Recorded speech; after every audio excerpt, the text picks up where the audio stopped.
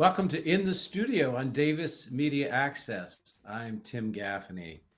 Well, for many years, Wednesday nights at Central Park in Davis meant not just a chance to wander the stalls of the farmers market, but also the opportunity to enjoy a picnic dinner or prepared food from any number of vendors while listening to live music. Unfortunately, the decision was made a few years ago to discontinue the live music on Wednesday nights, but a new effort is afoot to bring back the music and the food, this time on Thursday nights.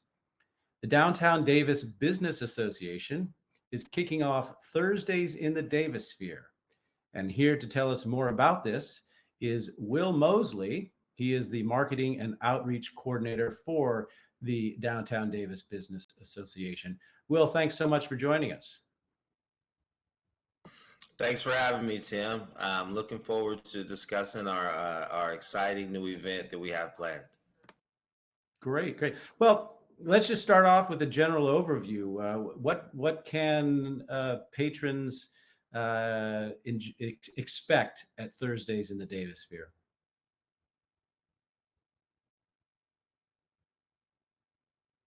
Yeah, well, taking a little page from the Wednesday nights with the music, and Central Park is located in an area that people are familiar with. It's one of those areas where it's close to downtown, and a lot of the patrons have been coming there for years. We're taking that same venue, and we're going to make sure that we keep it live. So we have music. We'll have food vendors. We're also going to have a beer and wine garden, and it's going to be themed around Thursdays. And so I think the first thing that we really want to do is just let people know that it is happening.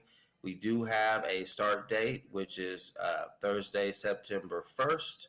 And we're just, ready to get back going with the community and get that positive energy that only comes from, people getting together and enjoying themselves.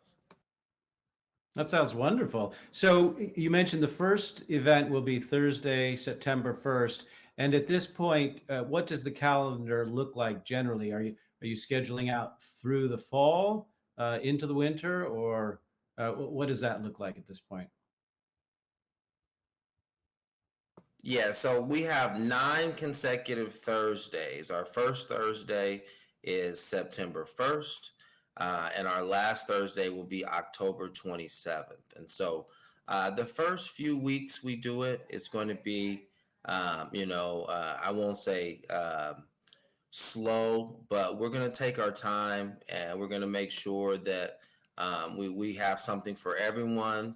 We're going to make sure that the park is cleaned, and all the logistical stuff in the first couple of weeks, and then it's kind of like our dress rehearsal for when the students get back in town.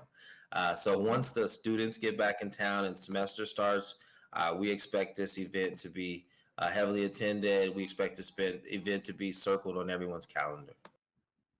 That's great. So why is DDBA launching this initiative at this time?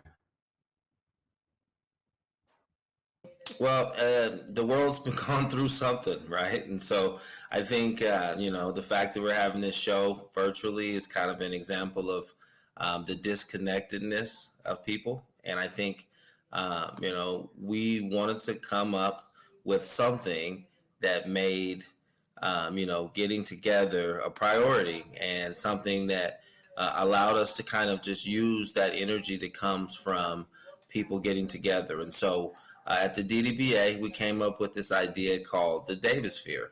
And basically what it is, it's a play on words, but for us, it symbolizes much more.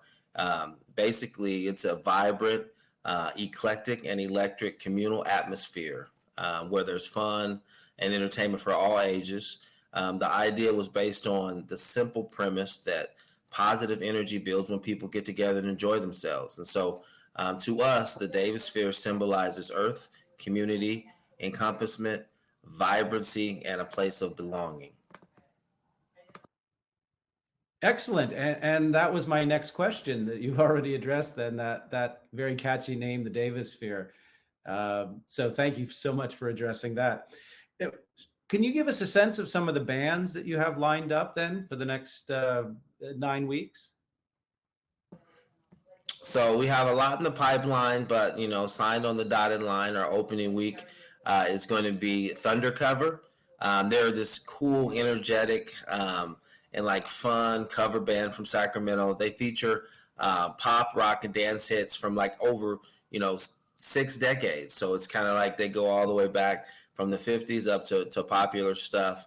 That's the first group we have there, and like I said, there's a list of others that I won't mention now because we'll have some touring bands coming. We'll also start every evening out on the big stage with local youth and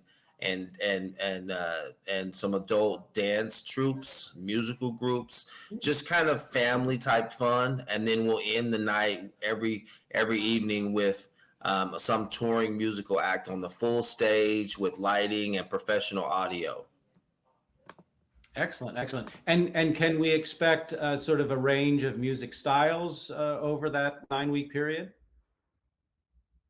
Absolutely. We want to make sure, like I said, we want to be, not don't to overuse the phrase all inclusive because you can't please everyone, but do want to have different genres from rock to pop to some popular things to some folk music, some reggae, different things to get bands out there showing their skills. A set of drums, a guitar, a lead singer, you can make music happen.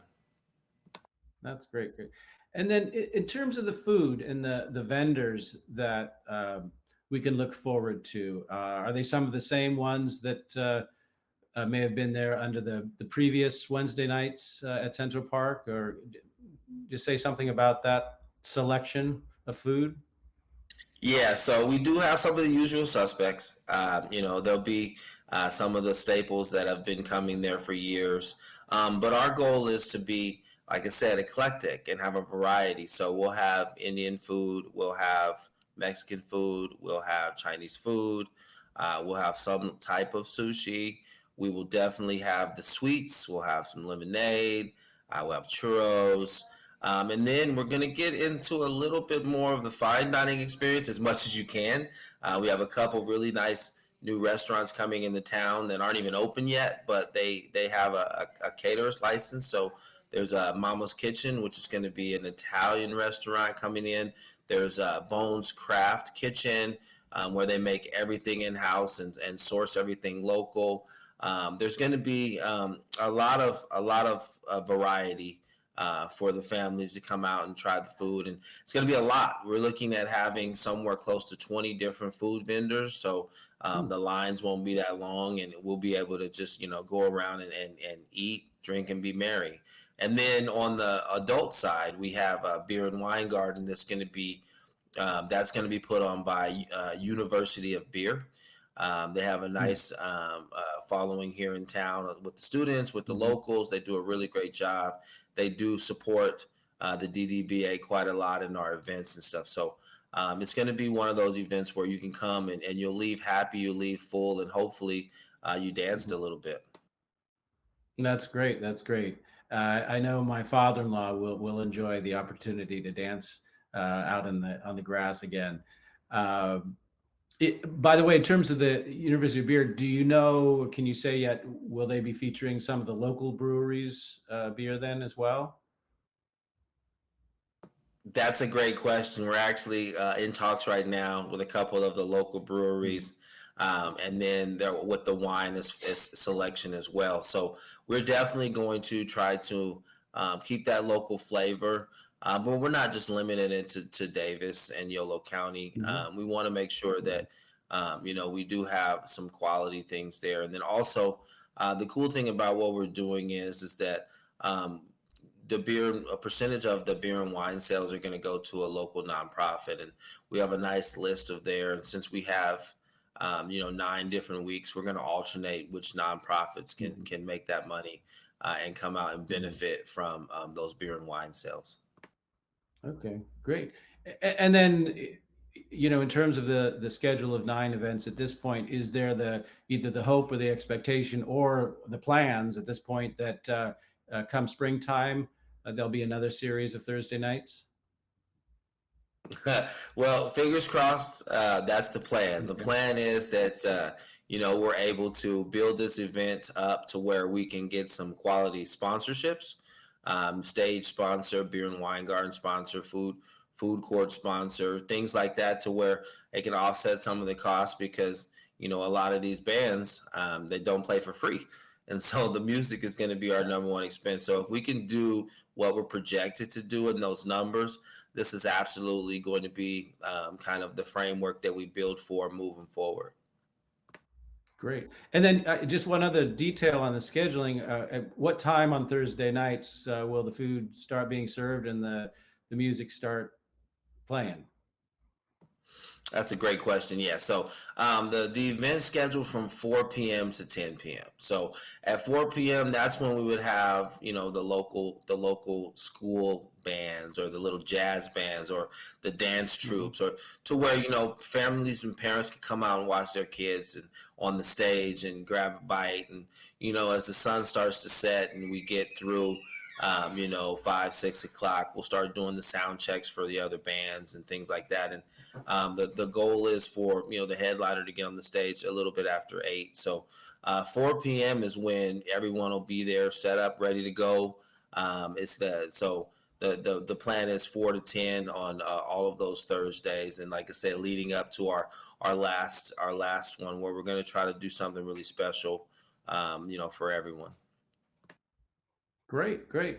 And then I understand that you don't have a website quite yet, but will there be at some point a place where people can check in and learn more about the events overall, maybe check in, see what bands are going to be playing on a particular Thursday night?